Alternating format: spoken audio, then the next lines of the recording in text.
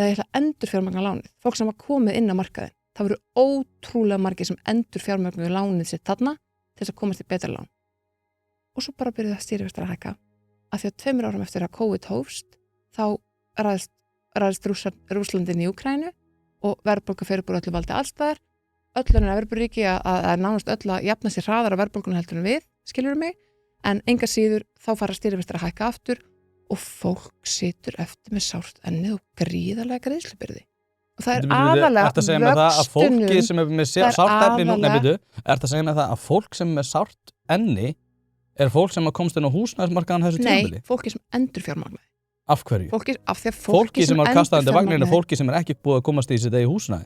Það er fólki sem er út af verðhækkunum á húsnæði. Ekki fólki sem er búið að komast inn á markaðin. Líka fólki sem endurfjármagnaði lánin sín og sá svo afborganirnar hækka brjálaðislega. Það sá eftir og eigin fjármagn innan sömu fasteignar búið að hækka 40%. En eitthvað þurfum við allir að búa, ekki satt?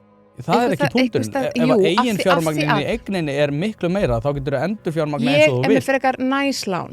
Það er að segja að ég tóku fyrir 10 árum síðan. Þannig að þau eru ekki í 400.000 kallinum. Okay. Fattar mig. Lánin mín eru undir 300.000 krónur á mánuði.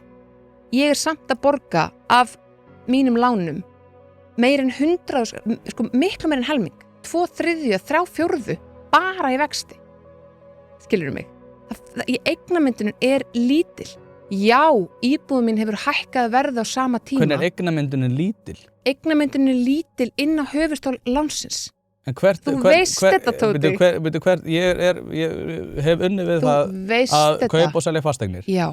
Hver hefur hækkunin að sömu fasteigninni verið? Engin á síðasta ári. Ekki á síðasta ári? Nei, engin á síðasta ári. Við erum ekki að tala um síðasta ári. Jú, það skiptir máli. Það skiptir máli. Nei. Auðvitað skiptir það máli. Nei, engin á síðasta ári.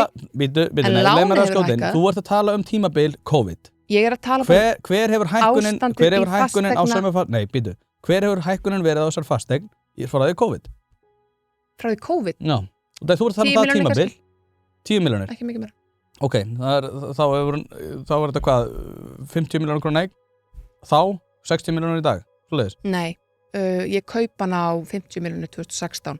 Okay. Hún er svona 105? Nei, hún er svona 85-90 dag. Já. Það að segja að þú hafi verið orðið fyrir ósangirni á þessu tímabili. Ég er bara eitt dæmi. Já, en ég er að segja, þú ert ekki í þeim hópi sem var fyrir ósangirni af þeim hópi sem komst inn á fasteignamarkað. Ég endurfjármagnaði og þeir sem endurfjármagnaðu og komst inn á húsnæðismarkað voru ekki lagðir í gildru. Þeir sem voru lagðir í gildru er fyrst og fremst þeir upplifum, mér er alveg sama upplifun þessa fólks. Þetta er bara della. Okay. Mínar afborganir er kringum 380. Já. Ég er ekki að fara að væla yfir því að ég sé að borga en að hátt verð út af því að það er búið að moka pening inn á mitt húsnæðislán með þeir eigin fjármagni sem ég get þá endurselt og keypt mér þá bara aðra íbúð. En einhvers staðar ert að búa? Einhvers staðar er ég að búa. Já. Og fasteignaverðið fór upp á meðan.